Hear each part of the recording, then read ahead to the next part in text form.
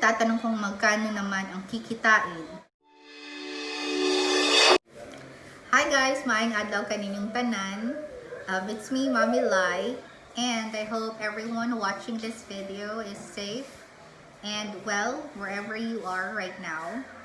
So it actually feels a little bit awkward, no, because this is my first time making a video after 2 years. So medyo weird siya gamay. And I am actually trying to create this video for the benefit of, you know, just those few people lang naman who are asking me about how to start an online job, what types of online jobs are there, what skills do they need, what equipment. So yung mga questions na ganun. So for me not to answer questions over and over via messenger, there's Mato running around. Let's say hi. Hey. Hello. He's having a haircut. So yeah, just for the benefit of those people who are asking me, and I hope they can, you know, get something from this. I also just want to help, but sometimes, you know, you don't have the luxury of time to answer messages via messenger all the time. So I'm just creating this video for those few people. Okay, so I'm going to speak both in Tagalog and English. I'm actually Bisaya, but you know, just for the benefit of my Tagalog friends, I will be speaking in Tagalog. But since konti lang ang Tagalog ko, I will be speaking in English at the same time. And I hope magkaintindihan tayo. So just bear with me guys. Pagpasensyahan nyo na ako. This is just really my attempt to help and share what little I know about online jobs, and hopefully makatulong siya sa ibang tao. So what are online jobs? So these are pretty much jobs that we can do on our laptop, on our computer, for as long as we have internet connection. Okay? So there are a lot of different online jobs available right now. Marami siya po. Different skills ang needed. So doon na lang tayo, i-try na lang natin assess yung mga skills natin and, you know, see which type of jobs would we actually fit in. Okay? So I will start talking about ESL jobs. So ESL means English as a second language. So marami po tayo ngayong mga teachers or online English teachers na nagtatrabaho sa iba't ibang online English schools. Okay, isa yan sa pwede nating gawin. In fact, isa yan sa mga pinaka-first ko na online job, yung pagiging ESL teacher. If you can actually look back on my previous videos, I was doing English tutorials. I did that for the previous company that I worked with. So, isa yun. At para sa akin, isa siya sa mga pinakamadaling jobs na mahanap online. Kasi maraming mga kumpanya na online English schools na naghahanap ng English teachers. And they're looking for Filipino English teachers. Kasi patient at hardworking ang mga Filipinos. And since, you know, in the Philippines kasi, English is one of the main medium of instruction. So, para sa atin, mas madali ang magturo ng English. For me lang. I think so. So, yan.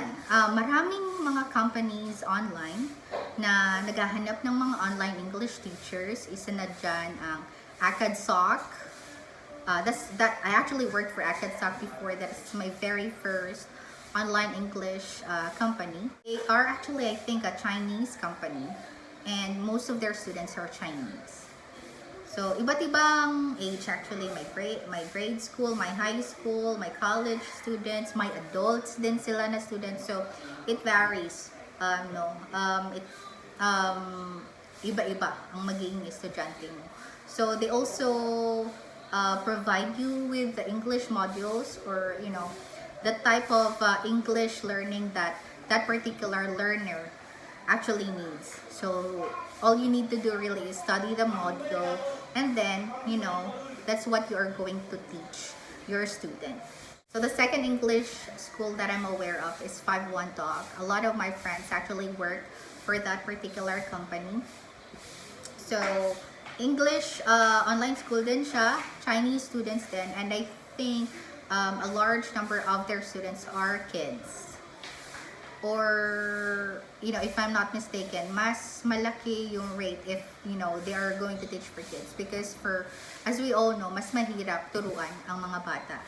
So, parang mas malaki ang rates nila for kids. So, yeah, just check it out. I'm also going to leave their FB page links below for the reference of those who would like to know more about these companies. So those previous two companies are Chinese. So maraming mga online English schools, pero what I'm going to mention are those that I'm aware of lang. Okay, so I don't know every one of them. But for the Japanese one, I know Rare Jobs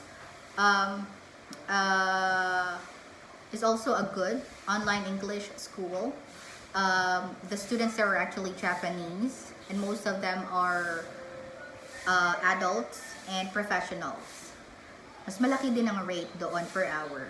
One online English school for Japanese students that I was actually able to work with was English Talk. And yeah, most of our students are also adults and professionals, Japanese college students or Japanese professionals, sometimes doctors. So, yeah, magandang experience din siya kasi, and that's how I also learned about the Callan method of teaching. So, ganun. So it's really just up to you guys to look for, those English online schools that, would you think is best for you. For those ones that I have mentioned earlier, I am going to leave their links, FB links below. If I can find them, I'm going to put it in the description box so that you can just easily click on them. So yan, pinaka first ESL job. So if you're passionate about teaching English, you are patient with English learners, and you are hardworking, pwede mong i-try siya. Okay? The second type of online job that I know of is the virtual assistant type of job. Pag virtual assistant ka naman, medyo varied ang task. Iba-iba. So, admin, accounting, customer service, etc. Depende sa type of business that your client is actually running. So, ang kailangan dito, medyo tech savvy ka, critical thinker, madali kang makaintindi, and of course, English communication skills. Kasi most of the clients are from the US, UK, Australia. So we need to be able to communicate well with them through the English language. Okay? And then you should be able to work with minimal supervision din. Kasi remote siya, your client is expecting you to be productive, to be efficient. So yun, kailangan talaga hardworking, guys. Sa pagiging virtual assistant naman, you don't have to be like a computer wizard. At least comfortable ka lang sa mga computer applications. Sa generation naman natin ngayon, madalas we grew up na with using computers. So mas madali sa atin na intindihin yung mga certain computer applications na probably or apps na ginagamit ng mga clients at this time. Maraming mga businesses ngayon, e-commerce kasi. So, nagbebenta sila online. So, they use Shopify, and then they use Zendesk as a tool to respond to their customers online. They also have Facebook inbox. So, those kind of things and apps, madali naman siyang matutunan. Hindi siya, ganun kahirap. But you just really need to be, always willing to learn something new. So, pagka nakita mo na, this is not familiar, okay, huwag kang matakot. Just try to really always, learn it. Take your pace. Be patient with yourself as well as you learn. And then, maging always willing to learn ka lang talaga sa mga bagong apps na mai-introduce sa'yo. So don't be, kasi yung iba natatakot sila na, I don't know that, I don't know that, I don't know that app, I'm not familiar with it. So lahat naman tayo talaga nagsisimula sa ganun. Wala tayong alam. Pero pwede naman siyang ma-learn. Okay? So it's not something na hindi natututunan. Ang sa atin lang, yung patience lang natin, okay? Na matutunan ng isang bagay. So, there's nothing naman that cannot be learned if you are willing to learn, di ba? So, doon sa pagiging virtual assistant, yun lang talaga. Now, good news for those working in the BPO industry, there are also clients looking for customer service representatives. Some for calls, some for emails, some for chats. So, yung experience nyo sa BPO, magagamit nyo actually yan for online jobs also. Actually, it's an edge pag pagtrabaho ka sa call center. Kasi pag call center, 'di ba, may English training. Ang dami ko yung mga natutunan ko nga sa English training ko sa past call centers, it really helped me a lot with my online jobs, to be honest. Oo. Ang gaganda kasi ng English training sa call centers. Oo, ang gagaling ng mga trainers and it really helps me. And when it comes, kahit iba-ibang klaseng systems yung ginagamit, but the logic is actually the same. When it comes to customer service, it's really just all about, you know, being able to assist the customers with their needs and making them an ambassador of your brand.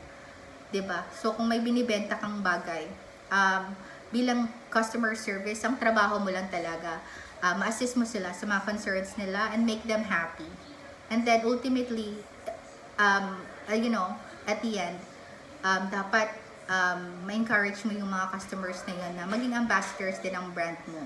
Na, uy, sila yung magre-review. Uy, magaling tong company na to talaga. Kasi ang babait ng customer service nila, they really help me, they're always there, you know, willing to help me. So, ganon. That's good news for a lot of my BPO friends. Maraming online jobs that are actually available for you guys. So, saan ba natin hahanapin yung mga ganitong klaseng jobs? So, there are a lot of platforms, but there are two that I'm familiar with. Okay, so I'm going to talk about those two. Kasi those are the two platforms na I have experienced. The first one is Upwork. So yung Upwork, isa siyang global platform na lahat nandun. May mga Indians, mga Americans, Filipinos. So it's global. So yung competition mo, you know, lahat ng tao sa mundo din. Diba? So, mas malaki siya, pero mas maraming clients. Okay? So, what you do, you sign up for Upwork, just like signing up for an FB account. Then, you build your profile. May mga English assessments sila na kinakonduct and other types of assessments para ma-reach mo ang particular parang stage, a validation na pwede ka nang makapag-accept ng jobs. So, sa Upwork ko actually nakilala yung pinaka-first na employer ko as a VA. And now, I was not able to pursue being his VA for a long time because when he offered me a job, I was already pregnant with my third baby. And then, the job actually requires me to work on a graveyard shift. So, I had to turn it down. Pero, I was able to pass the job to my sister. Now, my sister actually works for him for 4 years na. So, imagine, diba? So, pwede mo palang maging long-term na trabaho yung pagiging virtual assistant for a particular company. Yun. So, ayun. Sa Upwork ko siya nakilala, yung employer na yun. So, doon sa Upwork, there, you know, both clients and employees or, you know, freelancers can actually log in. Yung mga clients naman, ang ginagawa nila, dun sila nagpo-post sa Upwork ng mga vacancies nila. So, halimbawa, naghahanap sila ng web developer or graphic artist, or customer service, or general virtual assistant, doon sila nagpo-post ng mga job posting.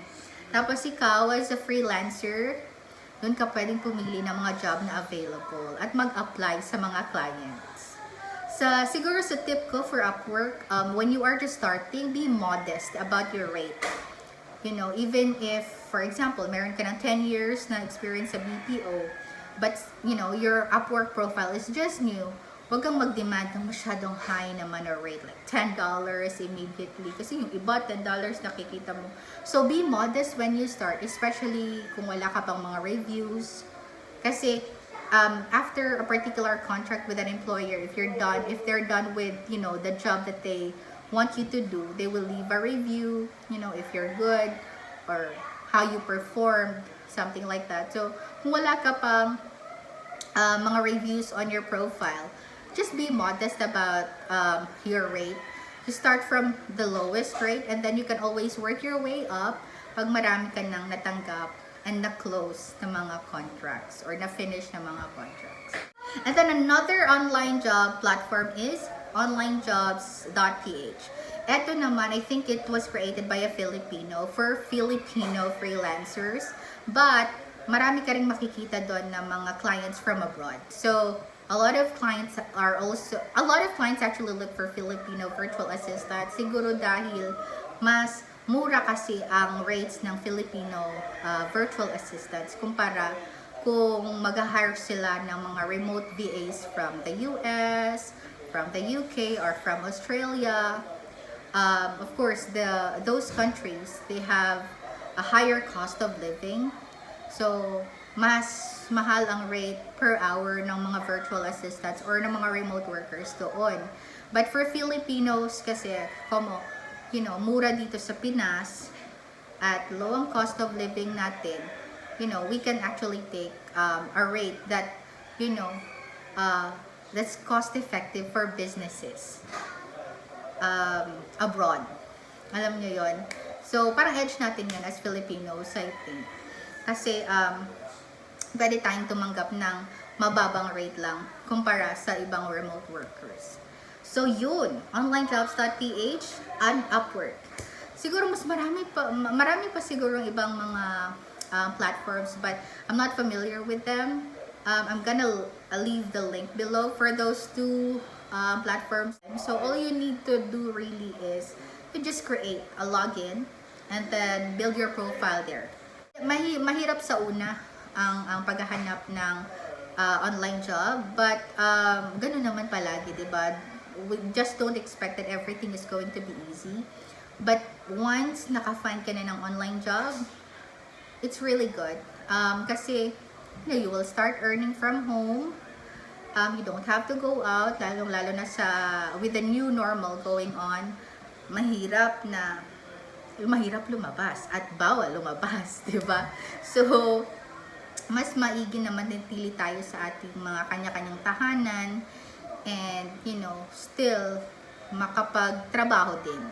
And oo nga pala, another useful tip would be joining Facebook groups for online freelancers. Marami kasi dyan. Merong online Filipino freelancers na group. So, dun sa mga groups na yun, basta just type in freelancers in the Philippines or something like that. I'm not sure but I am actually a member of some of those groups, and nababasa ko yung mga posts ng mga members doon. Sometimes they're already working for a particular company and their company are looking for online and their company is looking for like more VAs or some sales agents. So they will just post the details there and you can apply through those Facebook groups na may post na ganun. So, isa yun sa tip ko, mag-join kayo dun sa mga support groups na ganun. Kasi they're very helpful people also. You can post a question or seek help from the veterans na nag-online jobs. So, halimbawa, nagsistart ka pa lang, they will give you you can ask for tips on what type of equipment you need to start an online job, what type of skills. You know, a lot of people would be very much happy to help you there as well. So kasi kailangan natin yun yung mga support groups na ganun. Ako nga, I'm just a silent reader talaga, but I'm learning a lot from the posts on those Facebook groups. So mag-join din kayo doon. Marami kayong makikitang trabaho doon, for sure. So kung naghahanap kayo, doon din sa mga Facebook groups na yun. Online freelancers, online Filipino freelancers, something like that. Just make a search for online Filipino freelancers, and there are probably gonna be a lot of different Facebook groups with those names or with those words. So ayun, kasi kailangan natin yun, di ba? Yung mga taong mas experienceado, or a network of people na makakapagbigay sa atin ng ganong klaseng opportunities. Sa mga nagtatanong kung magkano naman ang kikitain,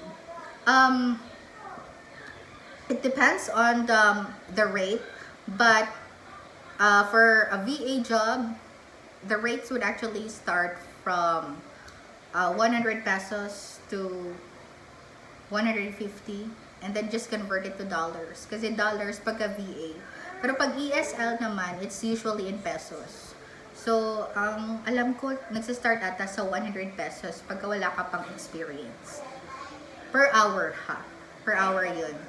So, just be patient. I think okay lang naman na you, as pagka nagsisimula ka lang, okay lang naman tumanggap ng mababang rate. Kasi wala ka pa namang kasing experience. But, nag-i-increase naman yun, guys. So, don't worry to be stuck in that particular rate. Later on, mag-i-increase din ang rate mo. Depending on your experience. So, may mga VAs, kumikita sila ng mga 20 to 30,000 a month. Depende rin sa number of hours na nire-render mo. Okay? So, may mga VAs din, matataas na yung rate. Kung bago ka pa lang, huwag ka masyadong mainggit sa huwag ka masyadong mainggit sa mga matataas ang rate. Kasi sila, ilang years na rin silang nag-VA. And probably, they met a generous client, an employer na generous, at, in-increase agad yung rate nila. Kasi napatunayan ng client na loyal and hardworking sila. So, in-increase agad. And, ganun, malaki na yung rate nila. Kasi marami ding mga testimonial sa mga Facebook group na ganito, nakapagpunta ako ng ganito, ganyan. Huwag kayong mainggit, but use it as an inspiration na pwede pala. It's actually possible through hard work and dedication.